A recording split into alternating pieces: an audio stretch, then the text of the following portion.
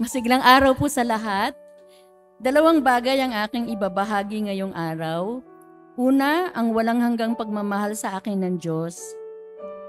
Dahil binibiyayaan niya ako ng mga taong nagpapakita ng pagiging persons for others. At ang ikalawa ay ang aking pagsisikap na matugunan ang pagmamahal na ito sa pamamagitan rin ng pagiging persons for others. Sino-sino ba ang mga taong biyaya sa akin ng Diyos? Mga persons for others. Unang-una na po yung nanay ko, bagamat siya po ay kapiling na ng ating Panginoon na 6 na taon na siyang patay. Siya ang unang nagpakilala sa akin ng kadakilaan ng Diyos. Unang nagturo ng pagdarasal at pagtawag sa Kanya. Lagi niya akong sinasama sa pagsisimba noong ako'y nasa grade school. Hindi ko alam kung naranasan niyo pa yung nagsisimba na nakabelo. Sa nanay ko, bawal magsimba ng hindi nakabelo. Siguro 1970s yun. Pero bukod sa pagiging relihiyosa niya, napakabuti niya ring ina, hindi lamang sa aming mga anak niya, kundi pati na rin sa ibang tao, sa aming mga kapitbahay, sa aking mga kaklase. Ang tawag ng lahat sa kanya ay nanay. Nanay siya ng buong barangay. Natatandaan ko pa kapag araw ng linggo, magluluto yun ng isang klaseng ulam lang pero marami. Tapos ipapamahagi sa mga kapitbahay. At nakakatuwa kasi bagamat isang putahe lang yung niluto niya, yung pananghalian namin 4 hanggang 5 putahe kasi nagbibigay din yung mga kapitbahay. Isang hindi ko malilimutang masayang karanasan yon sa probinsya. Sino pa ba ang mga persons for others para sa akin? Ang mga RVM sisters noong grade school at high school ako at St. Paul sisters noong ako ay nasa kolehiyo. Tinuruan akong maging makadiyos, makatao, makabuhay at makakalikasan. Naalala ko pa nung grade 2 ako si Sister Teresita. Napakagaling niyang guro sa CLE. Siya yung nagturo sa akin ng siya yung kaunang-unahang nagsabi na pwede akong mag-commentator sa misa kasi kinuha niya akong commentator sa First Holy Communion. Stricto siyang madre pero alam niyo yun, yung kahit nagagalit, ramdam mo na may pagmamahal na galit. So nakakatuwa yung mga naalala ko, yung mga grade school teachers ko. Nung grade 3 naman ako, naalala ko yung si Ginang Ragohos. Siya naman yung nakatuklas na pwede akong umawit. No? Nagtiwala siya na pwede kang kumanta sa choir. Kaya siya rin ang dahilan kaya hanggang ngayon choir members ako ng aming parokya. Hindi ko rin malilimutan yung guro ko nung grade 4 na si Binibining Villamor. Napakalambing niyang guro at napakahusay din guro. Gustong-gusto ko kapag binibigkas niya ang aking pangalan dahil may kasamang lambing. Kaya naman nag-aaral ako ng mabuti para lagi akong matawag niya for recitation dahil ang lambing niya nga tumawag sa aking pangalan. Bago pa man ako magturo dito sa AGS, kilala ko na ang ibang paring Jesuita dahil sila ang nagbibigay ng retreat sa amin nung ako ay nag-aaral sa kolehiyo sa St. Paul, Quezon City. Paborito kong pari si Father Mon Bautista. Para siyang si Jesus na bumaba sa lupa. Pag nagbibigay siya ng retreat, parang wala akong maitapon na salitang inilalahad niya sa amin. Dito ko sa AGS, naramdaman ang tunay na damayan, tunay na pagmamahalan ng mga kapwa-guro. Kaya ang AGS ay talagang biyaya sa akin. At dito sa AGS, marami akong idol. Nakalulungkot lang dahil yung iba sa kanila, kinuha na ni Lord, tulad ni Mr. Salvador at Daisy, at marami pa pong iba. Ang iba naman po, mga retirado na. At yung pong mga example na binigay nila sa akin ay hindi ko malilimutan. Pero kahit mga new teachers at not so new teachers ay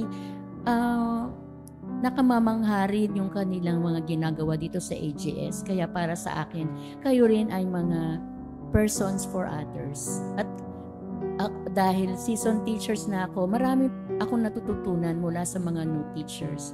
Kaya maraming salamat sa matyagan yung pagtuturo sa akin, lalo na sa larangan ng computer.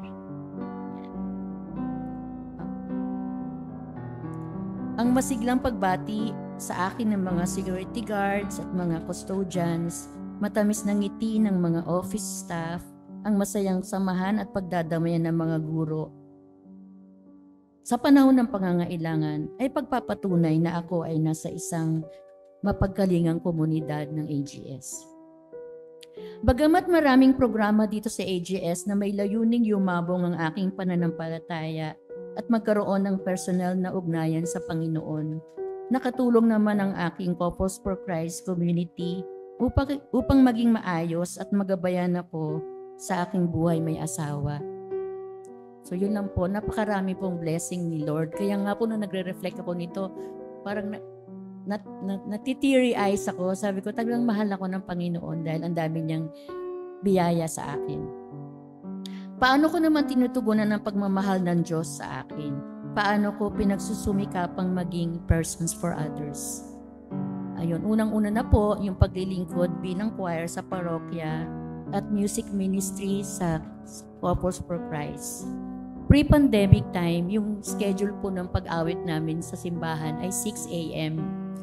So, sana yun sa oras sa araw na yon yung pwedeng matulog ka pa ng mas matagal, mas mahaba, kasi nga linggo at kinabukasan maaga na namang gigising para pumasok. Kaya minsan hamon sa akin na paggising sa husband ko. Kung hindi nyo po natatanong yung husband ko po, siya po yung nagigitara sa choir. Kaya pag ginigising ko siya at ayaw tumayo, binubulungan ko. Hulaan nyo kung ano yun. Hindi, sinasabi ko lang, AMDG, all for the greater glory of God. No, we're not doing this to please our parish priest, but we're doing this to be able to serve God. Pag sinabi ko yun, tatayo na agad at magigising na. At ang nakakatuwa po, yung aawit ng 7 to 8, madalas hindi nakararating. Kaya papakiusapan uli kami na pumanta ng 7 to 8. At ayun, kanta naman uli kami kasi nga, sabi ko, pagkakataong makapagserbisyo sa Panginoon at yun lang naman ang alam naming paraan upang makapagserbisyo sa pamamagitan ng pag-awit ng papuri sa Kanya. Isa pa pong paraan ng kung paano ko pinagsusumikapang maging persons for others ay ang pagboluntaryo sa ACE at Tarabasa program ng Ateneo at Cornerstone program ng CFC. Pareho pong ang layunin ng programang ito ay pataasin o mapataas ang kalidad ng edukasyon sa pampublikong paaralan. Nakalulungkot na malaman na may mga mag-aaral sa public schools na nakarating sa high school pero hindi pa marunong magbasa. At yung maliit na porsyento na nakababasa ay yung iba doon, frustrated readers. Pag sinabi pong frustrated readers, sila yung nakababasa pero hindi nila naiintindihan ang binabasa nila. Parehong Filipino at English po. Sabi nga ni Ginang Orasyon, ito ay matuturing na isang kalamidad na mayroon ng ating bansa na kailangang matugunan. Naalala ko rin yung sinabi ni Father Nebres, kahit gaano kagaling o katalino ang mga Atenista, pero dahil kakaunting porsyento lang sila, hindi sila hindi nararamdaman na magagaling ang mga mag-aaral ng mga Pilipino dahil napakalaking porsyento ang hindi talaga nakakabasa at doon sa mga test na binibigay, nandun tayo sa pinaka mababa. Ang pagboluntaryo sa mga outreach program sa AGS at sa CFC community ay isa ring paraan kung saan pinipilit kong maging person for others. ang pagsuporta rin sa CFC Angkop program. Ang Couples for Christ po, may tinatawag kaming Angkop. Alam po yun ni Mrs. Esteves. Angkop po is acronym for Answering the Cry of the Poor. Ang ano lang po nito, ang layunin ay makapagbigay tulong sa mga nangangailangan, mahihirap na mga Pilipino, at lalong-lalo na sa mga mag-aaral na hindi makapag-aral dahil walang pera. Sana po mag-join kayo kapag meron kaming walk. Meron po kasi kaming walk na Walk for the Scholars. Yun po yung Angkop. Naniniwala rin ako na sa pamamagitan ng pagsisikap kong magturo ng maayos ay natutugunan ko ang pagiging persons for others. At kahapon medyo may sigaw si Ginoong Laureles. Hayaan niyo pong ibigay ko rin yung sigaw namin mga guro sa Filipino. Hindi po akong author nito. Si Best Friend Mar, ayan, ang alam kong gumawa nito, yung sigaw namin ng masiglang sigaw sa Filipino. So bago kaming mga guro sa Filipino, bago magturo, sasabihin namin sa aming mga mag-aaral, masiglang sigaw. Ganito lang po yun. Ako ay isang masiglang Pilipino, matatas, mapanuri, matatag, mapagmahal, at malaya sa wika at kulturang Filipino. Masigla!